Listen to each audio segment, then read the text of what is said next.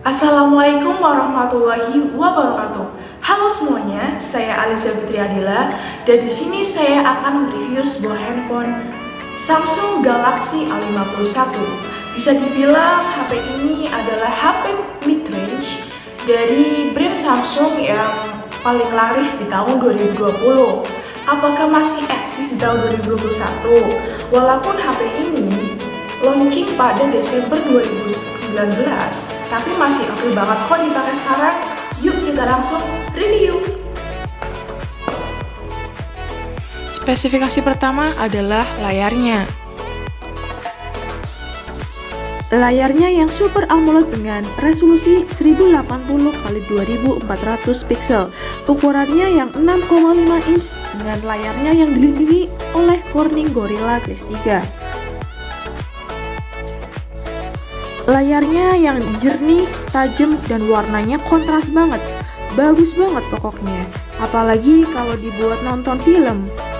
HP ini juga nggak pakai poni lagi nih, pakai punch hole atau disebut dengan Infinity O Display.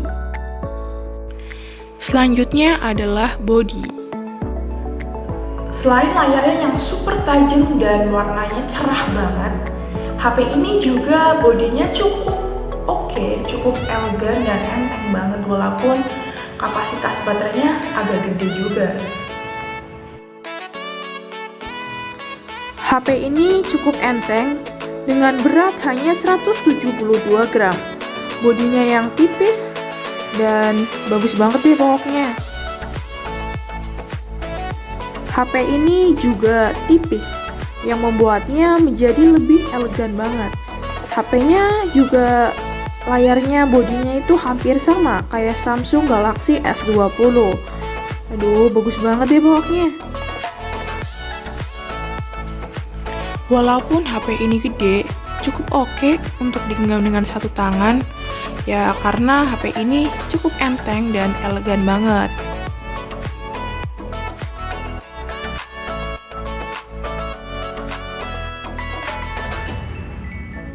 Samsung Galaxy A51 ini berisikan chipset Samsung Exynos 9611. Walaupun masih sama kayak Samsung Galaxy A50s kemarin, tapi menurutku masih oke banget sih untuk dipakai kebutuhan sehari-hari. Performanya yang cukup oke, bisa dipakai untuk gaming seharian. Untuk di Geekbench mendapatkan skor 323 single core dan 1185 multicore. Selain itu, Samsung Galaxy A51 sudah menggunakan Android 10 dengan penunjukan One UI 2. Dan di sini banyak banget fitur-fitur terbaru dari Samsung sendiri nih. Salah satunya ada Always On Display, mode gelap, gestur, dan lain-lain. Gimana nih kalau masalah performa? Performanya sih menurut aku cukup oke. Tapi kalau buat main game itu kurang sih, tapi cukup untuk kebutuhan sehari-hari.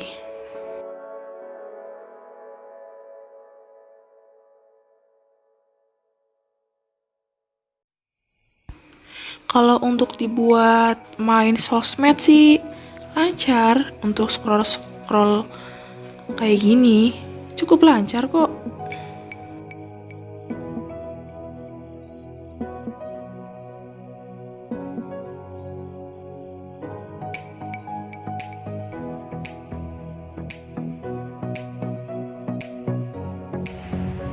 Untuk masalah memori penyimpanan, HP ini penyimpanannya udah cukup gede dan ada dua varian. Yang pertama adalah dengan RAM 6GB dan ROM 128GB. Dan yang kedua adalah RAM 8GB dan ROM 128GB juga.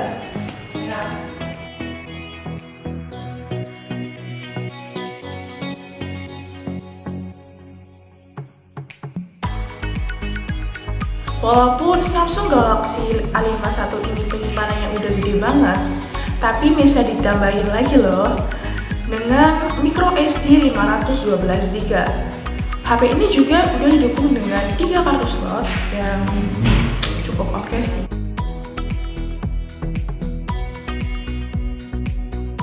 Masalah kameranya juga nggak kalah oke. HP ini udah dilengkapi dengan quad kamera yang terdiri dari ultra wide kamera, main kamera, depth kamera, dan makro kamera. Oke banget kan?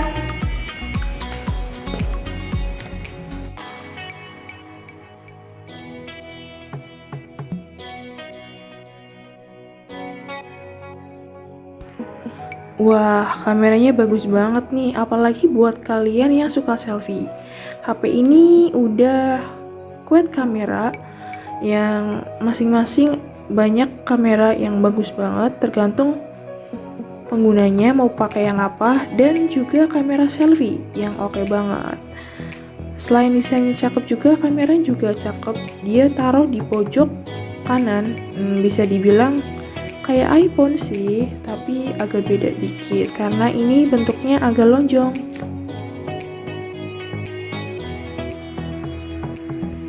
Kamera selfie-nya yang 32 megapiksel cukup jernih dan mulus. Main kameranya juga warnanya cukup kontras dan jernih.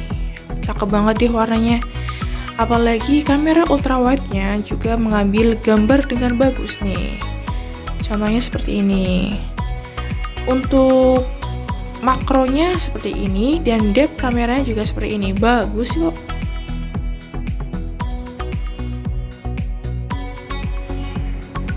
Untuk masalah baterai, HP ini dilengkapi dengan baterai 4000 mAh yang cukup awet, walaupun menurut aku nggak awet-awet banget sih, tergantung para penggunanya.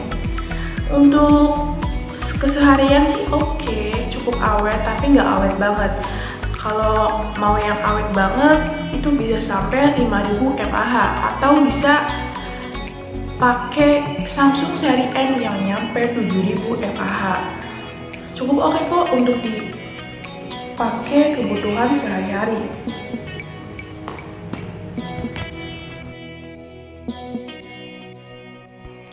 Baterai 4000 mAh cukup awet sih, tapi nggak awet banget. Tergantung penggunaan kalian. Kalau untuk main jarang-jarang sih cukup untuk sehari. Yang namanya HP pasti ada kelebihan dan kekurangannya. Semahal apapun HP itu pasti juga ada kekurangannya. Dari Samsung Galaxy A51 ini pasti ada kelebihan dan kekurangan juga. Yuk kita bahas kelebihan dan kekurangan dari Samsung Galaxy A51.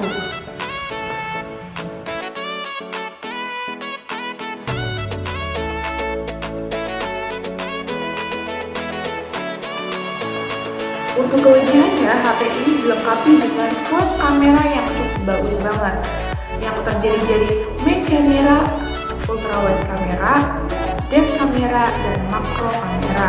Sebelumnya, Samsung Galaxy A50 dan A50s hanya mempunyai 3 kamera, tapi Samsung Galaxy A51 ini juga ada 4 kamera yang cakep banget, apalagi kalau buat foto-foto. Kamera selfie-nya juga nggak kalah oke, cakep banget, jernih banget nih. Buat kalian yang suka selfie, ini bagus banget dan rekomendasi buat kalian yang suka selfie.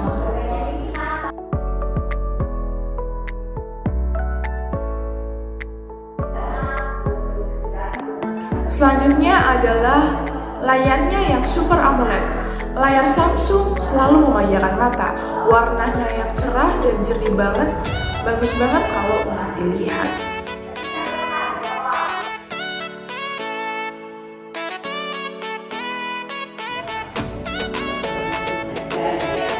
Daya tahan baterainya yang juga awet banget. Samsung Galaxy A51 ini dibekali dengan baterai 4000 mAh. Cukup awet sih.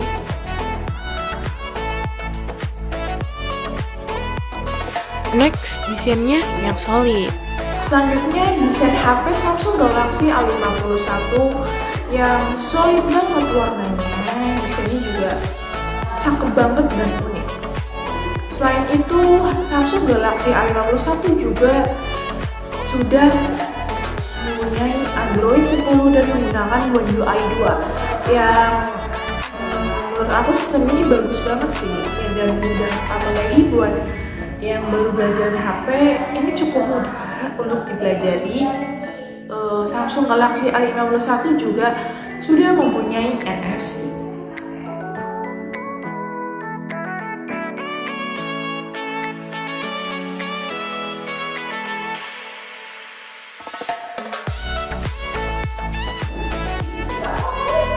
Untuk kekurangannya adalah Samsung Galaxy A51 ini mempunyai performa yang biasa aja.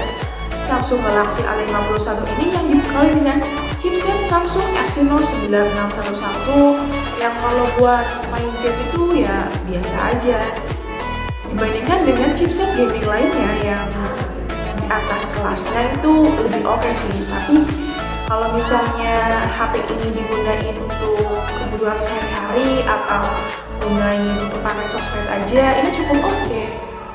Kalau gaming ya, gaming yang nggak terlalu berat.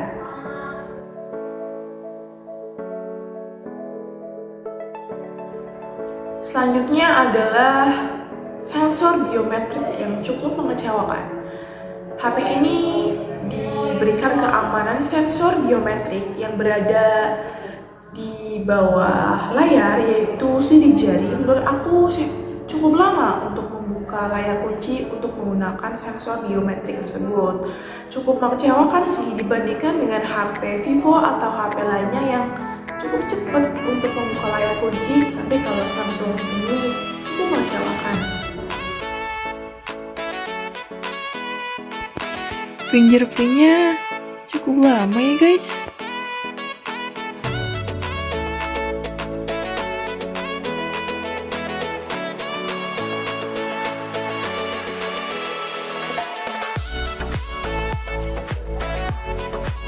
Fast charging yang cuma 15 watt, seharusnya sudah sampai 25 watt ya. Samsung itu harus menaikkan lagi chargingnya ya minimal 25 lah, karena walaupun cukup cepat sih 4000 mAh di charge dengan 15 watt itu bisa memakan waktu sampai 2 jam.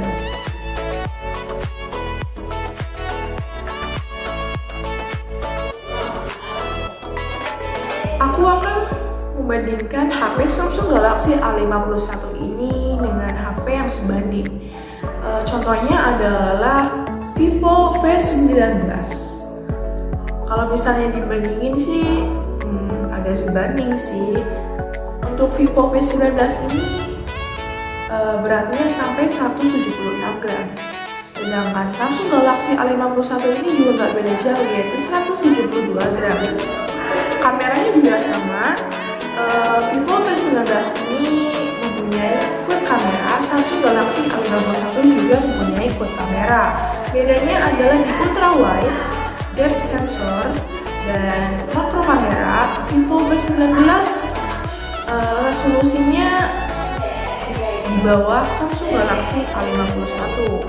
Untuk layarnya juga sama-sama sudah menggunakan layar Super AMOLED. Untuk baterainya Samsung Galaxy A51 4000 mAh dan Vivo V19 sudah 4500 mAh. Untuk masalah chipsetnya,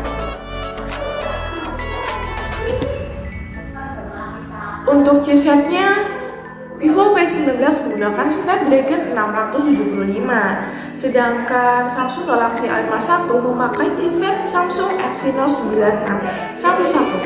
Menurutku kalau untuk gaming lebih cocok yang Snapdragon ya, yang menurut aku performanya sedikit lebih tinggi dibandingkan Samsung Exynos 9611. Kamera selfie-nya juga sama-sama 32 megapiksel.